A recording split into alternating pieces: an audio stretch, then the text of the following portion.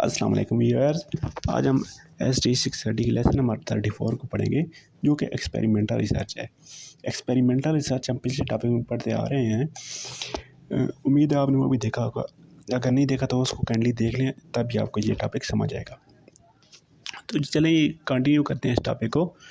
तो हमारे पास आज जो हमने पढ़ना है वो है steps in conducting an experiment. कि हम जो एक्सपेरिमेंट कर रहे हैं उसमें हमारे क्या क्या स्टेप होंगे। ठीक है जी। सबसे पहले हमने क्या करना है, एक हाइपोथेसिस बना लेना है। ठीक है, हाइपोथेसिस बनाने के बाद उस पर डिसाइड क्या करना है जी, हमने डिसाइड करना है कि हमने कौन सा डिज़ाइन इस्तेमाल करेंगे। मिसाल के तौर पर कौन सा टेस्ट इस्तेमाल करेंगे। आप जैसे भी जानते हैं हमारे पास स्टैटिक्स में मुख्तलिफ़ किस्म के डिज़ाइन होते हैं एक चीज़ को स्टडी करने के लिए। तो हमने ये डिसाइड करना है कि हम कौन सा डिज़ाइन इस्तेमाल करेंगे। उसके बाद जी ये हम डिसाइड करेंगे कि किन हालात में हमारे पास जो इंडिपेंडेंट वेरिएबल होगा उस पे हम डिपेंडेंट वेरिएबल पे इंडिपेंडेंट वेरिएबल अप्लाई करेंगे। उसके बाद जी हमारे जो develop a valid and reliable measurement of dependent variable को हम मेज़र कर लेंगे वो वाकई रिलेबल है। उसके बाद एक्सपेरिमेंट की सेटिंग कर लेंगे, पहले टेस्टिंग कर लेंगे, डिपेंडेंट वेरिएबल की मेजरमेंट कर लेंगे। और उसके बाद लोकेट अप्रोरिएट सब्जेक्ट और केसेस। अपने केस हम देख लेंगे कि हमारे कहाँ हमने स्टडी करनी है, कौन कौन से केस हैं। उसके बाद जी उनको में रैंडमली हम ग्रुप बना लेंगे। उन ग्रुप से फिर 8 नंबर पे हम डेटा इकट्ठा करेंगे। डेटा हमने कब इकट्ठा करना है, अभी हमने एक्सपेरिमेंट नहीं किया, पहले हम डेटा इकट्ठा कर रहे हैं। उसके बाद जी 9 नंबर हमने एक्सपेरिमेंट किया, जो भी हमने एक्सपेरिमेंट करना है। ठीक है, 10 नंबर पे हमें ये कह रहा है जी फिर दोबारा डेटा हमने इकट्ठा करना है, जिसको हम पोस्ट टेस्ट कहते हैं। एक्सपेरिमेंट के बाद फिर डेटा इकट्ठा करेंगे और देखेंगे कि उनके ऊपर उसका हमारे एक्सपेरिमेंट का क्या नतीजा निकला है। उसके बाद जी सब्जेक्ट को हम ब्रीफली बता देंगे कि हमने एक्सपेरिमेंट क्यों किया था। ठीक है, और उसके बाद ये एग्जामाइन डेटा कलेक्टेड, उस हमारे पास जो डेटा है मुख्तलिफ ग्रुप में उसको हम चेक कर लेंगे। उसके बाद जी टाइप्स ऑफ डिज़ाइन की कितनी अकसाम है जी, ये देखेंगे हम। क्लासिकल एक्सपेरिमेंटल डिज़ाइन, हमारे पास जो तमाम डिज़ाइन होते हैं तकरीबन क्लासिकल ही होते हैं, ये चीज़ बताई गई है। ये काजी एक्सपेरिमेंटल डिज़ाइन, इसमें सबसे पहले 4 किस्में तकरीबन इसकी। सबसे पहले हम क्या पढ़ रहे हैं, one shot case studies design. क्या नाम है जी, one shot case study design. अच्छा जी, इसमें क्या होता है जी, हमारे पास एक ही ग्रुप होता है। ठीक है, एक ही ग्रुप होता है, उसके ऊपर हम स्टडी करते हैं। एक्सपेरिमेंट के बाद ही हम उसे डेटा इकट्ठा करते हैं। एक्सपेरिमेंट से पहले हमने डेटा इकट्ठा नहीं करना है। एक ही ग्रुप है, उसके ऊपर हमने एक्सपेरिमेंट किया और एक्सपेरिमेंट के बाद हमने उसे डेटा इकट्ठा कर लिया। नंबर सेकंड ये है जी, one group pre test post test design. इसमें क्या बता रहा है, हमारे पास ग्रुप एक ही है। ठीक है, एक लोगों का हमारे पास ग्रुप है, उसके ऊपर सबसे पहले हमने उनसे डेटा लेना है, फिर उसके ऊपर हमने टेस्ट करना है और टेस्ट करने के बाद फिर दोबारा डेटा लेना है और पहले वाले डेटा और बाद वाले डेटा को आपस में कंपेयर कर लेना है कि इस एक्सपेरिमेंट का उन पे क्या असर हुआ है।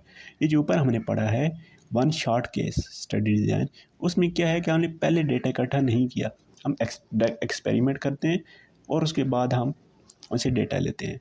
तो इसमें और उसमें फ़र्क क्या है, ग्रुप हमारे पास दोनों में एक ही है, लेकिन इसमें हम 2 दफ़ा डेटा लेते हैं, एक दफ़ा पहले ले लिया, एक दफ़ा बाद ले लिया एक्सपेरिमेंट के। तो ये थोड़ा ज़्यादा काबिल फ़हम है। उसके बाद 2 group post test only design. अब हमारे पास क्या है, हमारे पास ग्रुप 2 हैं, 2 ग्रुप्स हैं, दोनों ग्रुप के ऊपर हमने एक्सपेरिमेंट किया।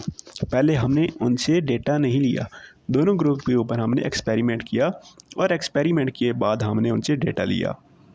ठीक है, तो अब हम देखेंगे कि उनके ऊपर इस एक्सपेरिमेंट का क्या रिजल्ट निकला है। उसके बाद ये 2 एक्सपेरिमेंटल डिज़ाइन। 2 एक्सपेरिमेंटल डिज़ाइन में क्या कहता है, experiment design which have at least 2 group, 2 group हों और उनके ऊपर हम आपने स्टडी कर रहे हो तो ये ट्रू एक्सपेरिमेंटल डिज़ाइन कहलाता है। उसके बाद हमारे पास चौथी किस्म क्या है जी, pre test and post test experimental and control group design. इसमें हमारे पास फैमिली लोग दो ही ग्रुप होते हैं। हम पहले प्री टेस्ट करते हैं उनके ऊपर, फिर एक्सपेरिमेंट करते हैं, फिर बाद में उनसे पोस्ट टेस्ट लेते हैं। तो इसमें हमारे पास कंपेयर क्या करना है, पहले वाला और बाद वाले टेस्ट के रिजल्ट हमने कंपेयर करने हैं और दोनों ग्रुप्स को भी आपस में कंपेयर करना है, ठीक है। तो हमारे पास चार चीज़ें आ गई, पहला एक ग्रुप, दूसरा ग्रुप, उनकी पहली बार दो रिज़ल्ट आ गए और उसके बाद हमने उनके ऊपर टेस्ट किया, उन दोनों ग्रुप से बाद वाले रिज़ल्ट भी आ गए, तो हमारे पास टोटल 4 रिज़ल्ट आ गए। तो एक्चुअली ये क्या होता है, ये हमारे पास एक्चुअल स्टडी जो होती है उसमें असल चीज़ यही होती है। उसके बाद सोलोमॉन्स फॉर ग्रुप फैक्टर। सोलोमॉन्स हमें क्या कहता है जी कि हमारे पास ग्रुप 4 होने चाहिए 2 की बजाय, 4 का हमने आपस में मुवाजना करना चाहिए, प्री टेस्ट भी लेना चाहिए और पोस्ट टेस्ट भी लेना चाहिए। तो ये थोड़ा एक्सप्लेन किया गया जी, प्री टेस्ट और पोस्ट टेस्ट उनके दरमियान में ये उनके ऊपर ट्रीटमेंट किया गया है। उसकी वजह इंटरेक्शन इफ़ेक्ट। इंटरेक्शन इफ़ेक्ट क्या है जी, इसमें एक इसमें मिसाल दी गई है कि एक सोसाइटी है, उसमें 100 लोग हैं, वो सिगरेट पीते हैं, वो सिगरेट पीते भी हैं और उसी एरिया में रहते भी हैं जहाँ स्मोकिंग की जाती है।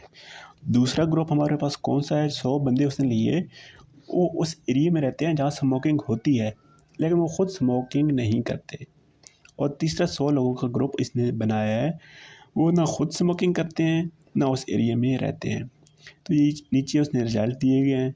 जो पहला है वो उसमें 30% रिज़ल्ट इसने दिया है, 20% रिज़ल्ट उसका दिया है कि वो खुद स्मोकिंग करते हैं और 10% उसने वो उस एरिया में रहते हैं, ठीक है। इस तरह ये इसने मुख्तलिफ इसको थोड़ा एक्सप्लेन किया है, ठीक है। तो ये लेक्चर हमारा तकरीबन एंड हो गया है। नेक्स्ट लेक्चर में हम 35 में भी एक्सपेरिमेंटल रिसर्च ही पढ़ेंगे। तो टेक केयर, अल्लाह हाफ़िज़।